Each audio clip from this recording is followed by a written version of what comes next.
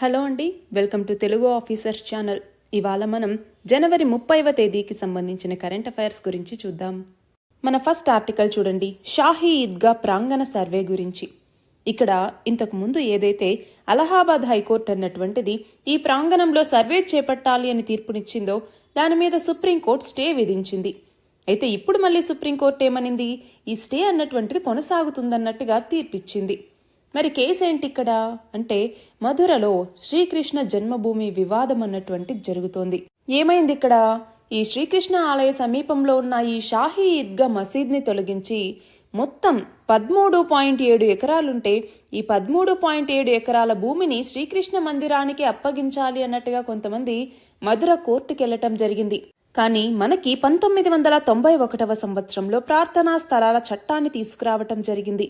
మనకి జ్ఞానవాపి మసీద్ ఇష్యూకి సంబంధించి, షాహీ ఈద్గా ఇష్యూకి సంబంధించి వీటన్నింటి నేపథ్యంలో ఇప్పుడు చాలా వినపడుతున్నటువంటి చట్టం ఈ ప్రార్థనా స్థలాల చట్టం అన్నటువంటిది. దీని ప్రకారం ఏంటి, 1947వ సంవత్సరం నాటికి మన దేశంలో మతపరమైన స్థలాలన్నీ యథాస్థితిలో ఉండాలి, వాటిని మార్చడానికి ఈ చట్టం అన్నటువంటిది అనుమతి ఇవ్వట్లేదు. మరి ఆ నేపథ్యంలో ఏమైంది, ఇక్కడ అలహాబాద్ హైకోర్టు అన్నటువంటిది ఈ షాహీ ఈద్గా ప్రాంగణంలో శాస్త్రీయ సర్వే చేయండి అన్నట్టుగా ఆదేశించటం జరిగింది. కోర్టు నియమించే కమిషనర్ ఆధ్వర్యంలో ఈ సర్వే చేపడుతూ ఉండేవారు. కానీ భారత పురావస్తు శాఖ అన్నటువంటిది ఈ సర్వే చేపడుతోంది. కానీ ఇక్కడ గమనించాలి, ఈ సర్వే మీద స్టేని విధించింది సుప్రీంకోర్టు. ఎందుకని అంటే, షాహీ ఈద్గా మసీదు నిర్వహణ కమిటీ అన్నటువంటిది ఒక పిటిషన్ని సుప్రీంకోర్టులో దాఖలు చేయడం జరిగింది. దీని నేపథ్యంలోనే సుప్రీంకోర్టు దీని మీద స్టేని విధించడం జరిగింది.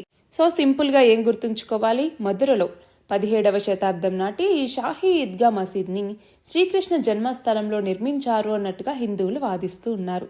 దాని మీద హిందూ సేనకి సంబంధించినటువంటి వాళ్ళు స్థానిక కోర్టులో పిటిషన్ వేయటం, ఈ మసీదు ప్రాంగణంలో సర్వే చేపట్టాలనేసి డిమాండ్ చేయటం, దీనికి ముస్లింలు అభ్యంతరం తెలపటం, దాంతో వివాదం అలహాబాద్ హైకోర్టుకు వెళ్లటం, దాని గురించి అక్కడ హైకోర్టు ఆదేశాలని ఇవ్వటం, ఆ తీర్పును వ్యతిరేకిస్తూ మళ్లీ ముస్లింలు సుప్రీంకోర్టుని ఆశ్రయించటం, సుప్రీంకోర్టు ఇప్పుడు దీని మీద స్టే విధించటం, ఇవన్నీ జరిగాయి. సో ఆ టైం లైన్ కూడా గుర్తుండాలి. నెక్స్ట్ చూడండి, యునెస్కో నామినేషన్లకి మన భారతదేశం మరాఠా మిలిటరీ ల్యాండ్స్కేప్స్ ని పంపించటం జరిగింది. 2024-25 సంవత్సరానికి గాను ఈ నామినేషన్లకి మరాఠా రాజులు నిర్మించినటువంటి సైనిక దుర్గాలని కేంద్ర ప్రభుత్వం నామినేట్ చేసింది. అలా మరాఠా మిలిటరీ ల్యాండ్స్కేప్లో మొత్తం 12 దుర్గాలు ఉన్నాయి. దుర్గం లేదా కోట అంటాము. అందులో మహారాష్ట్రలో ఉన్నటువంటి సల్హేర్ కోట అన్నటువంటిది కావచ్చు. ఇక్కడ మనం పిక్చర్లో చూస్తూ ఉన్నాం. ఈ సల్హేర్ కోట, శివనేరి కోట, లోహ్గఢ్ అన్నటువంటిది, కందేరి కోట, రాయ్గఢ్, రాజ్గఢ్, ప్రతాప్గఢ్, సువర్ణదుర్గం, పల్హానా కోట, విజయ్ దుర్గం, సింధు దుర్గం, తమిళనాడులో ఉన్నటువంటి గింజీ కోట, ఇవన్నీ కూడా ఉన్నాయి. ఇవి మరాఠా పాలకుల యొక్క శక్తి సామర్థ్యాల్ని చాటి చెప్పేలాగా ఉన్నాయి అన్నట్టుగా కేంద్ర ప్రభుత్వం ఈ మరాఠా మిలిటరీ ల్యాండ్స్కేప్స్ ని ఈ సంవత్సరం యునెస్కో ప్రపంచ వారసత్వ కట్టడాల నామినేషన్లకి పంపించింది. మన నెక్స్ట్ ఆర్టికల్ చూడండి, కృత్రిమ మేధ లేదా ఆర్టిఫిషియల్ ఇంటెలిజెన్స్ అంటాం. అంటే ఏంటి, రోబోట్స్ కావచ్చు, కంప్యూటర్స్ కావచ్చు, ఇవేవైతే ఉన్నాయో ఇవి హ్యూమన్ ఇంటెలిజెన్స్ని ఇవి మిమిక్ చేస్తాయన్నమాట. హ్యూమన్ ఇంటెలిజెన్స్ లాగా అవి పని చేస్తాయి. ఆ అబిలిటీనే మనం ఆర్టిఫిషియల్ ఇంటెలిజెన్స్ అనేసి పిలుస్తాం. కానీ ఇక్కడ గమనించాలి, హ్యూమన్ ఇంటెలిజెన్స్ని మిమిక్ చేస్తోంది తప్ప హ్యూమన్ ఇంటెలిజెన్స్ చేసేటటువంటి ప్రతి పని కూడా ఆర్టిఫిషియల్ ఇంటెలిజెన్స్ చేయలేదు. అయితే ఇక్కడ ఆర్టికల్లో ఏం చెప్తున్నారంటే, గడిచిన 2 సంవత్సరాల్లో ప్రపంచవ్యాప్తంగా చూసుకుంటే చాలా కంపెనీల్లో లే ఆఫ్స్ అన్నటువంటివి జరుగుతూ ఉన్నాయి. అలా లే ఆఫ్స్ అన్నటువంటివి ఈ సంవత్సరం కూడా జరగచ్చు. ఆర్టిఫిషియల్ ఇంటెలిజెన్స్ రావటం అన్నటువంటిది కూడా దీనికి ఒక రీజన్. కానీ అదే ఆర్టిఫిషియల్ ఇంటెలిజెన్స్ తో కొత్త ఉద్యోగాల్ని తెచ్చుకునే అవకాశాలు కూడా చాలానే ఉన్నాయి. మరి ఈ నేపథ్యంలో మనకేం తెలియాలి, ఆర్టిఫిషియల్ ఇంటెలిజెన్స్ కి సంబంధించి పాజిటివ్స్ ఏంటి, నెగిటివ్స్ ఏంటి, దీని గురించి ఎగ్జామ్లో అడిగేటటువంటి ఛాన్స్ అన్నటువంటిది ఉంది. సో అడ్వాంటేజెస్ ఏంటి, పాజిటివ్స్ ఏంటి అంటే, ఒకటి యాక్యురసీ అన్నటువంటిది పెరుగుతుంది. అలాగే డెసిషన్ మేకింగ్ అన్నటువంటిది త్వరగా తీసుకోవటానికి వీలవుతుంది. ఇన్నోవేషన్ అన్నటువంటిది జరుగుతుంది. కొత్త కొత్త వాటిని డిస్కవర్ చేయటానికి ఉపయోగపడుతుంది. అలాగే ప్రొడక్టివిటీ అన్నటువంటిది పెరుగుతుంది. అంతేకాదు, మనం కంటిన్యూగా దేనైనా నేర్చుకోవాలని కూర్చుంటే అది మనకి సాధ్యపడదు. కానీ ఆర్టిఫిషియల్ ఇంటెలిజెన్స్కి అది సాధ్యపడుతుంది. అడాప్టబిలిటీ అన్నటువంటిది ఉంది. అలాగే మనకి స్పేస్ రీసెర్చ్కి సంబంధించి అలా ఏవైనా మనం చేయగలిగేటటువంటి మనకి చాలా కష్టతరమైనటువంటి పనుల్ని కూడా ఆర్టిఫిషియల్ ఇంటెలిజెన్స్ అన్నటువంటిది సులువుగా చేయగలదు. మరి డిసడ్వాంటేజెస్ ఏమేమి ఉన్నాయి? ఇప్పుడు చెప్పుకున్నట్టుగా లే ఆఫ్స్ అన్నటువంటివి ఎక్కువ జరుగుతూ ఉన్నాయి. జాబ్ డిస్ప్లేస్మెంట్ అన్నటువంటిది ఉంది. అలాగే ఎథికల్గా కూడా మనకి చాలా కన్సర్న్స్ అనేటటువంటివి వస్తూ ఉన్నాయి. సెక్యూరిటీ పరంగా కావచ్చు, మానిటర్ చేయడానికి కష్టతరంగా ఉండొచ్చు, లేదా ఎక్స్ప్లెయినబుల్గా లేకపోవచ్చు, లేదు మళ్ళీ రీప్రొడ్యూస్ చేసేందుకు వీలు లేకుండా ఉండొచ్చు. సో అలా మనకి చాలా డిసడ్వాంటేజెస్ అనేటటువంటివి ఉన్నాయి. అలాగే ఈ ఆర్టిఫిషియల్ ఇంటెలిజెన్స్ ద్వారా వచ్చేటటువంటి డేటా ఏదైతే ఉంటుందో ఆ డేటా అన్నటువంటిది రిలయబుల్ అనేసి మనం ఎప్పుడూ కూడా చెప్పలేము. క్వశ్చన్ మార్క్ అన్నటువంటిది ఎప్పుడూ ఉంటుంది. అలాగే సెక్యూరిటీ రిస్క్ అన్నటువంటిది ఎప్పుడూ ఉంటుంది. అంతేకాదు ట్రాన్స్పరెన్సీ అన్నటువంటిది సరిగ్గా ఉండదు కొన్ని ఆర్టిఫిషియల్ ఇంటెలిజెన్స్ మోడల్లో. అందులోనూ డీప్ లెర్నింగ్, న్యూరల్ నెట్వర్క్స్ ఇందులోకి వచ్చేసరికి వాటిని ఇంటర్ప్రిట్ చేయటము డిఫికల్టే.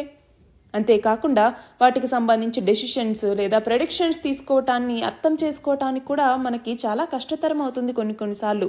దాన్నే బ్లాక్ బాక్స్ ప్రాబ్లం అని కూడా పిలుస్తూ ఉంటాం. So black box problem is related to అని అడిగినప్పుడు మనం ఆర్టిఫిషియల్ ఇంటెలిజెన్స్కి సంబంధించి అని చెప్తాం. అలాగే వీటికి ఇనీషియల్ ఇన్వెస్ట్మెంట్ అన్నటువంటిది ఎక్కువగా అవసరం అవుతుంది. అలాగే మెయింటెనెన్స్ కాస్ట్ కూడా ఎక్కువగా ఉంటుంది. సో ఇది ఆర్టిఫిషియల్ ఇంటెలిజెన్స్ గురించి మనం రాసేటప్పుడు పాజిటివ్స్ నెగిటివ్స్గా మనం వీటిని రాయొచ్చు. నెక్స్ట్ ఆర్టికల్ చూడండి. రాజ్యసభకి ఫిబ్రవరిలో ఎన్నికలు అనేవి జరగబోతున్నాయి.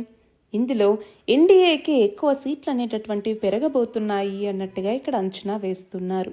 అంటే వివిధ రాష్ట్రాల్లో మొత్తం 56 సీట్లకి ఎన్నికలు అనేవి జరగబోతూ ఉన్నాయి. అందులో చూడండి తెలంగాణలో 3 స్థానాలు, ఆంధ్రప్రదేశ్లో 3 స్థానాలు ఖాళీ అవబోతున్నాయి.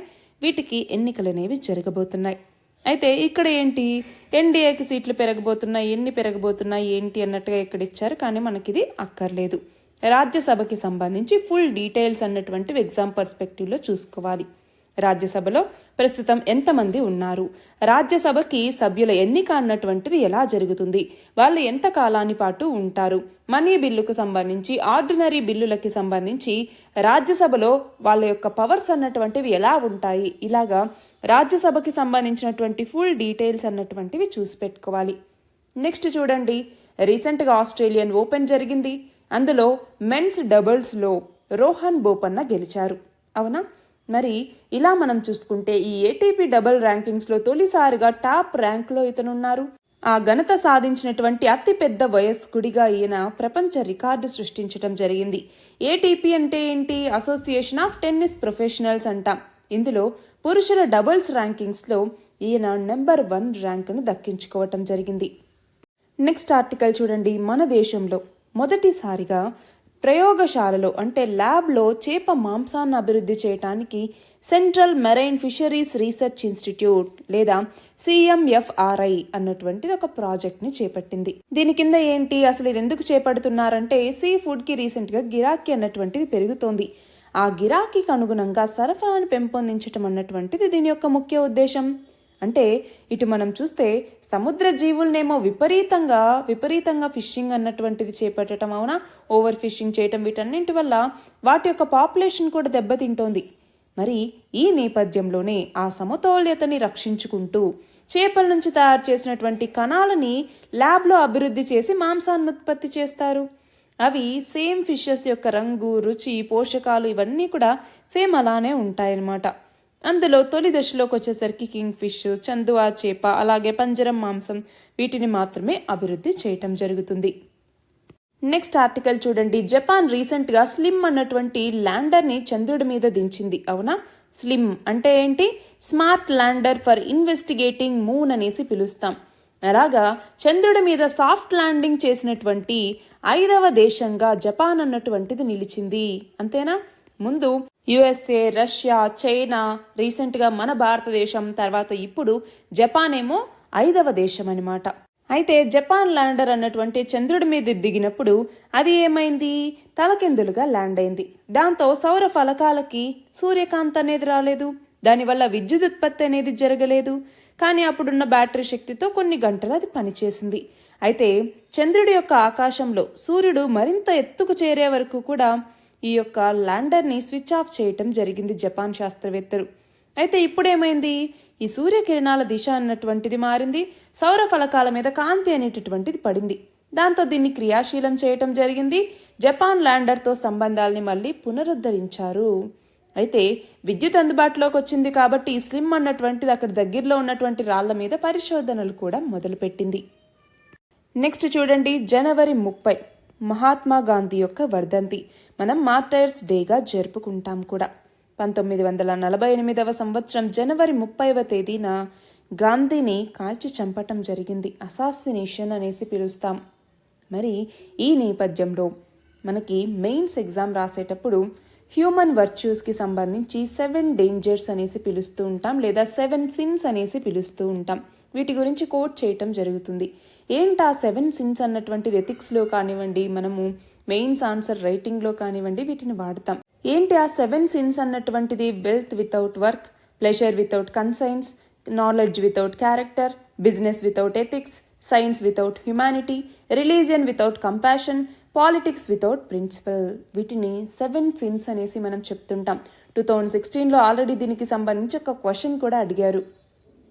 నెక్స్ట్ చూడండి, ఇక్కడ కూడా సేమ్ అనమాట. రాజ్యసభ ఎన్నికలకి ఇప్పుడు కేంద్ర ఎన్నికల సంఘం అన్నటువంటిది నోటిఫికేషన్ ఇచ్చింది. 15 రాష్ట్రాల్లో 56 స్థానాల భర్తీకి ఇప్పుడు షెడ్యూల్ అన్నటువంటిది వచ్చింది. అందులో తెలంగాణ, ఏపీలో 3 చొప్పున సీట్లు అన్నటువంటివి ఉన్నాయి.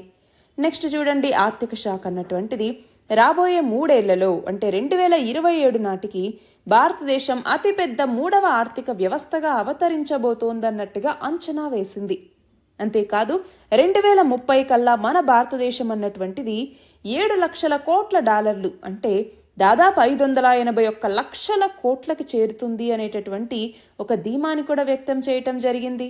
అయితే 10 ఏళ్ల కిందట మన భారతదేశం 10వ స్థానంలో ఉంటే ఇప్పుడు 5వ స్థానానికి వచ్చింది. 2027 కల్లా మన భారతదేశం అన్నటువంటిది 3వ స్థానానికి వెళ్ళబోతోంది. 2030వ సంవత్సరానికల్లా మరింతగా ముందుకు వెళ్ళబోతోంది. అయితే 2047 నాటికి మన భారతదేశం డెవలప్డ్ కంట్రీ, అభివృద్ధి చెందిన దేశంగా మార్చాలి అన్నట్టుగా ప్రభుత్వం ఎన్నో రకాల ఇనిషియేటివ్స్ని కూడా తీసుకొస్తోంది. నెక్స్ట్ చూడండి, పౌరసత్వానికి సంబంధించి పౌరసత్వ సవరణ చట్టం లేదా CAA అని పిలుస్తూ ఉంటాం. మనం చూస్తే ఇది చాలా వివాదాస్పదమైంది, అవునా? మరి ఇలాంటి పౌరసత్వ సవరణ చట్టం లేదా సిటిజన్షిప్ అమెండ్మెంట్ యాక్ట్ ఏదైతే ఉందో ఈ CAAని వారం రోజుల్లో అమలు చేస్తామన్నట్టుగా కేంద్ర మంత్రి ఒక అతను ప్రకటించడం జరిగింది. దాంతో ఇది మళ్ళీ ఒకసారి తెర మీదకి వచ్చింది. మరి ఈ నేపథ్యంలో అసలు ఏంటి ఈ CAA చట్టం అన్నటువంటిది, దీనికి ఎందుకింత వ్యతిరేకత వ్యక్తమవుతోంది అన్నటువంటిది మనకి తెలియాలి.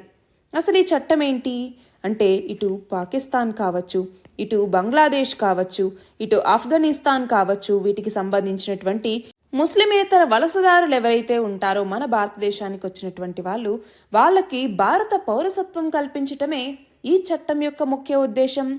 అంటే ఇక్కడేంటి, 2014వ సంవత్సరం డిసెంబర్ 31 అలా 2014వ సంవత్సరం డిసెంబర్ 31కి ముందు భారత్కి ఈ దేశాల నుంచి వలస వచ్చినటువంటి మైనారిటీ వలసదారులు ఎవరైతే ఉంటారో అంటే హిందువులు, సిక్కులు, జైనులు, బౌద్ధులు, పార్సీలు, క్రైస్తవులు, వీళ్ళందరికీ కూడా ఈ చట్టం అన్నటువంటిది వర్తిస్తుంది. వీళ్ళకి ఎలాంటి ధృవీకరణ లేకపోయినా వాటి గడువు ముగిసిన పౌరసత్వం కోసం దరఖాస్తు చేసుకోవటానికి వీళ్ళు అర్హులవుతారు. దీనికి సంబంధించి 1955లో ఆల్రెడీ పౌరసత్వ సవరణ చట్టాన్ని తీసుకొచ్చారు. దాన్ని అమెండ్ చేస్తూ 2016లో మొదటిసారిగా దీన్ని పార్లమెంట్లో ప్రవేశపెడితే చివరిగా 2019లో ఈ బిల్లుని పార్లమెంటు ఉభయ సభలో ఆమోదించాయి. దాని తర్వాత రాష్ట్రపతి కూడా ఆమోదించడంతో ఇది చట్టంగా మారింది. అయితే ఇక్కడేంటి, గడువులోపు భారత్కి వలసొచ్చినటువంటి మతపరమైన మైనారిటీలకి 6 ఏళ్లలోపు పౌరసత్వాన్ని ఇవ్వటం జరుగుతుంది. అయితే వీళ్ళు భారతదేశంలో కనీసం 11 సంవత్సరాలుగా నివసిస్తూ ఉండాలి అన్నటువంటి నిబంధనని కూడా ఇప్పుడు చూడండి 6 సంవత్సరాలకి తగ్గించడం జరిగింది.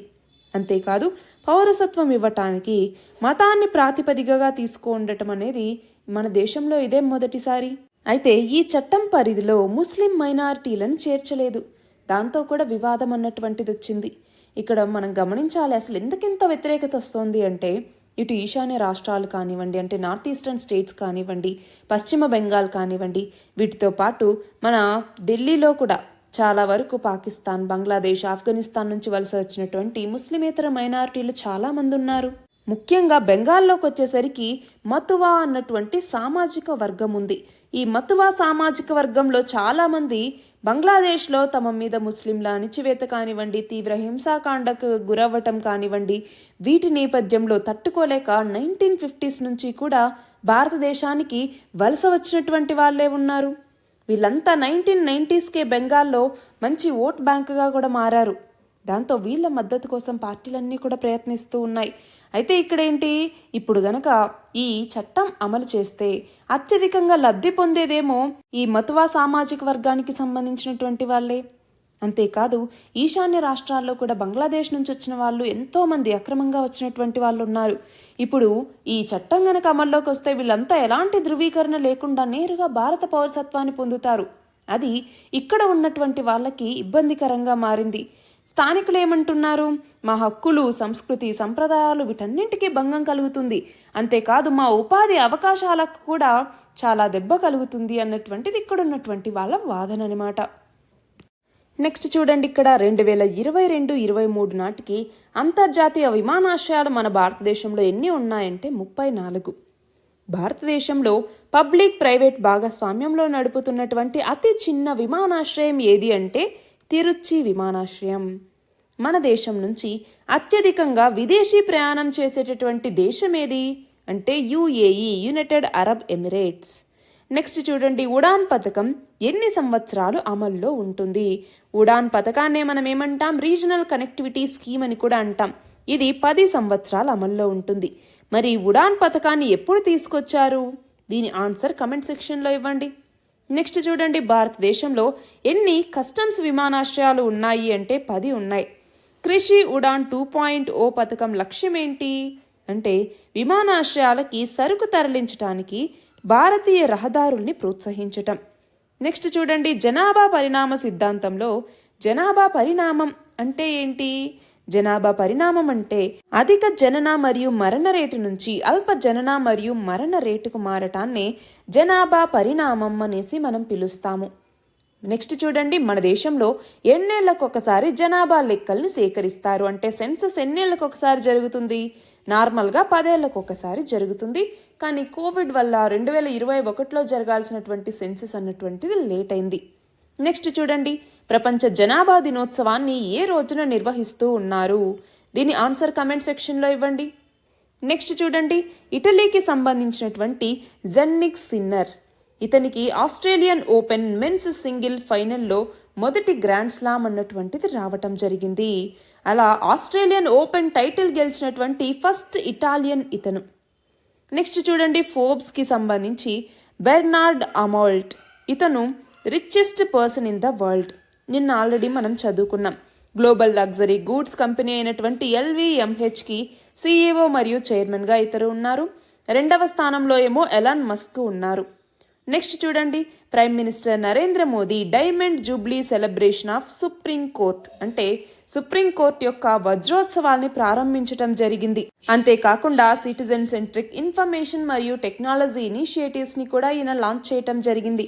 For example, digital supreme court reports లేదా DigiSCR అనేసి, డిజిటల్ కోర్ట్స్ 2.0 అనేసి, అలాగే సుప్రీం కోర్ట్కి సంబంధించినటువంటి ఒక కొత్త వెబ్సైట్ని కూడా లాంచ్ చేశారు. అయితే సుప్రీంకోర్టు యొక్క ఫస్ట్ ఇనాగ్రల్ సిట్టింగ్ అన్నటువంటిది 1950 జనవరి 28వ తేదీన జరిగింది. అందుకే ఇప్పుడు diamond Jubilee celebrations. Diamond Jubilee అంటే ఏంటి? వజ్రోత్సవాలు. 75 సంవత్సరాలకు జరిపేటటువంటి ఉత్సవాలనే మనం వజ్రోత్సవాలు లేదా డైమండ్ జూబ్లీ సెలబ్రేషన్స్ అంటాం. ఇవి ఇవాల్టి important articles. All the very best and thank you very much.